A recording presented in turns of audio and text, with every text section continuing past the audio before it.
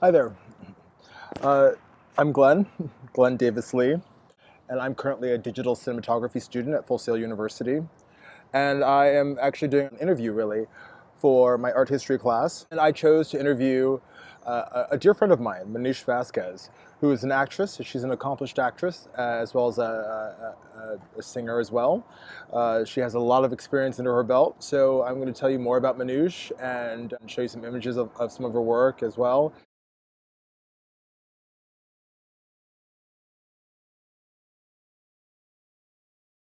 Is also she's a well-rounded artist, visually. She was working in film, like I said. She used to have a band in the 80s, like a punk rock band in the 80s. And now she's like gotten into electronic and dance and stuff like that more. So like, one of her songs is Fuck Me, I'm Famous.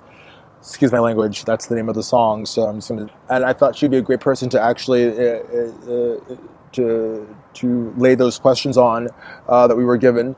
And so I'm going to read those off to you and respond. So I'm going to read those off to you, and then I'll actually show you some of the work as well of one of the artists that she actually talks about, who she really likes a lot, and then I'll explain one of the reasons why he's such a phenomenal artist himself.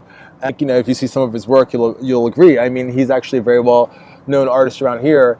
In fact, there was a contest that they just had last month or this past month, where artists were given the chance to showcase their work, and the winners of the competition had their art showcased in Times Square. So we actually have video and pictures of his work being showcased in Times Square. So the first question is, what do you see as the role of visual arts in our mass-mediated world, and particularly in your profession? So Manoush responds, I'm not really sure if my profession, art, really plays a role. Movies are just entertainment for the most part. Very few movies are really art with an artistic message in them. But the vast majority of movies are just opium for the masses, a 90 to 120 minutes escape from reality.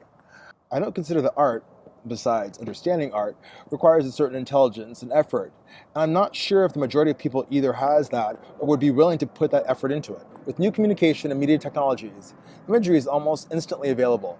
Do you believe that this is having a positive or negative influence on the industry? Provide an example.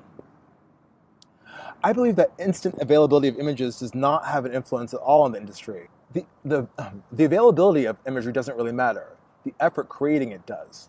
What popular images do you see that are frequently re-enhanced through the entertainment industry? She responds, I guess that would mainly be the representatives of the entertainment industry, which would be the stars/actors that sell best. It's all a marketing thing. It's all a marketing thing in the first place.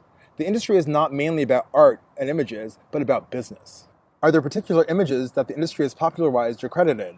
This time she responds, as I said before, I think the industry just uses what sells best. That can be the star that sells well, or an anti-star that sells well by creeping people out and fascinating them at the same time. Like Charlie Manson, for example, or someone who triggers emotion in people, like Jesus Christ. Manson and Christ both became mega-selling stars. Manson and Christ are pop stars of the 20th and 21st century. The next question.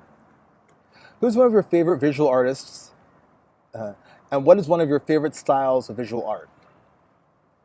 She responds, I love the work of Fernando Caponita. He's authentic. He's brutally honest in his art and makes no excuses. She goes on to say that I like both the authenticity of an artist like Fernando Caponita that and the surreal worlds of artists like Salvador Dali.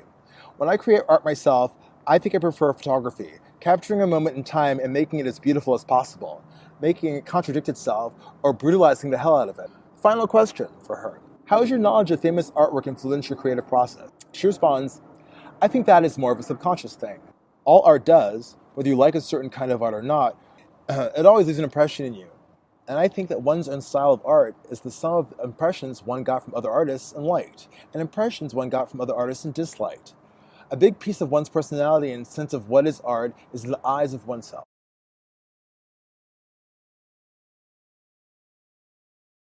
So, again, going back to where I'm at here with the view, as you can see, it's gotten very dark. You can barely see me, but I'm here. Hello! And here we have the bridge at night.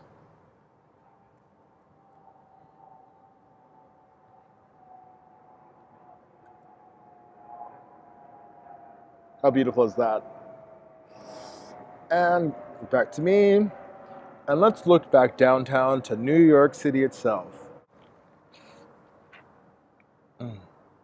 See that light right there? That is the World Trade Center that's being built. It's pretty cool, right?